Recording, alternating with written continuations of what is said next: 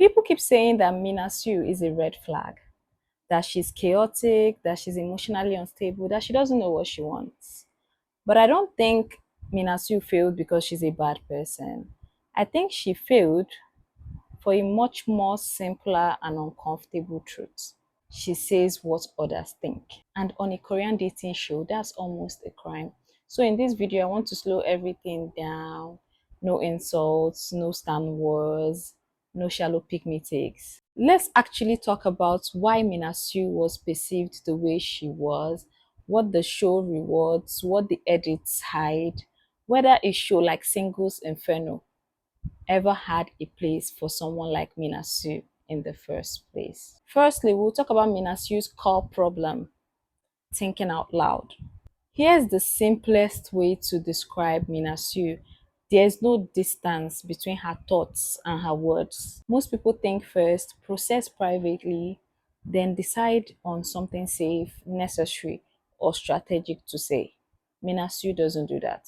She thinks as she talks. The doubts, the insecurity, the jealousy, the curiosity, the entire processing stage that usually takes place in someone's head, she externalizes it. So instead of, let me sit with this emotion and see what's real, we get, oh, I feel like this. Oh, I feel like that. Oh, I'm not sure of this. Oh, I think I like this person. No, no, no, I think I like this other person.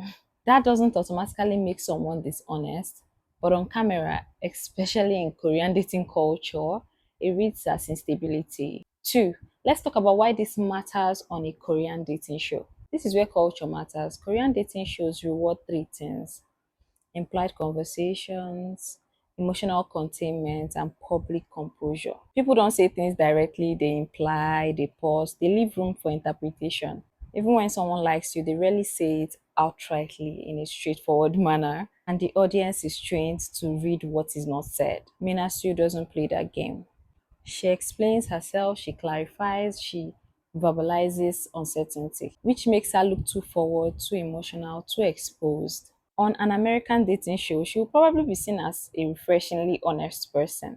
On Singles Inferno, she looks like she's spiraling. Three, I'm going to give you an example of what I mean by implied conversation.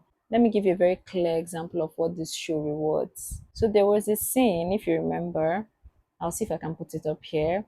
Subin and Hiso, they were talking, and then Subin says something in the lines of, I can't wait to take her to paradise to show her what it feels like. And then she knows she's the one he's referring to, but yet she said, I wonder who she is. That's implied communication. Everyone understands what's being said without it being said. That difference alone is enough to change audience perception. If it was Minasu, she would have just said, you mean me? Silence reads as elegance. Thinking out loud reads as mess. Next, we'll talk about emotional containment versus emotional transparency. We'll talk about emotional containment first. Every girl on the show feels what Minasu feels: jealousy, insecurity, confusion, fear of rejection. They just keep it inside. Take Gowon, for example. She clearly enjoyed paradise with a new guy, but she's still curious or has feelings for Hyun Woo. But we never see her narrating every emotional shift. Oh, I like this guy. Oh, actually, I think I like this guy more. Oh, I'm confused now. She contains these emotions. She waits, she observes, then she speaks only when necessary. Minasu does the opposite. She updates everyone in real time. That transparency is not rewarded here. Now let's talk about the scene that really changed everything, the campfire scene. So I went back to rewatch it carefully. Subin walks in with Hiso, then sits beside her. I'm going to put a clip. You would see Minasu standing, trying to see where he would sit, but he actually goes to sit with Hiso. Though in an interview, he clarified and said, oh, he had to sit down there because she wouldn't leave him alone. But interviews are not places where Minasu could eavesdrop on. So, from her own perspective, the camera didn't amplify it, but we could see her standing for a while to see if he would sit with her or like where does she sit. So, when she had seen that he had sat down beside her, she just went and randomly sits beside someone an empty space. From her perspective, now this is what she's thinking. He didn't call her over, he didn't explain, he didn't reassure her. So she assumes maybe he's not interested in me, maybe he's interested in someone else now. Here is the key issue: she assumes instead of clarifying. She doesn't ask him, why did you sit down there? Instead, she reacts. And her reaction is, okay, let me sit beside someone else. That decision wasn't from a place of strategy, it was from a place of hurt. But the edit doesn't show that moment. Next, we'll talk about acting before stabilizing emotion.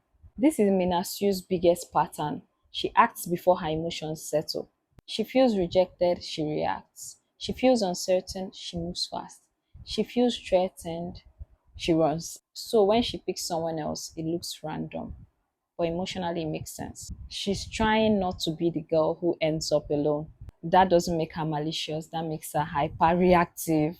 Next, we'll talk about treating the show like a real relationship. Here's something people don't talk about a lot. Mina Sue treats the show like it's a real relationship. Most contestants treat it like it's a game, a performance, a slow burn.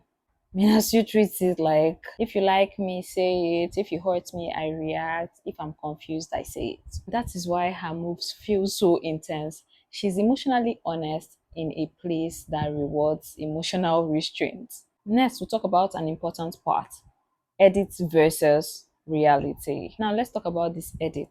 The camera doesn't linger on her disappointment, it doesn't contextualize her reactions, and it doesn't amplify the moments where she's responding emotionally.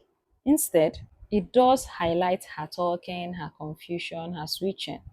So silence becomes maturity and transparency becomes chaos. Minji looks composed, not because she feels less, but because we don't hear her thoughts. Minasu looks unstable because we hear all of hers. Next is fear of rejection. One last thing: Minasu hates being rejected. So she rarely commits openly except she's sure the person wants her back. That's why she circles, that's why she hesitates, and that's why she names multiple interests. But everyone watching knows the truth. She only ever liked Subin. Everything else was emotional insurance. Conclusively, the real question. So the question isn't, is Minasu wrong?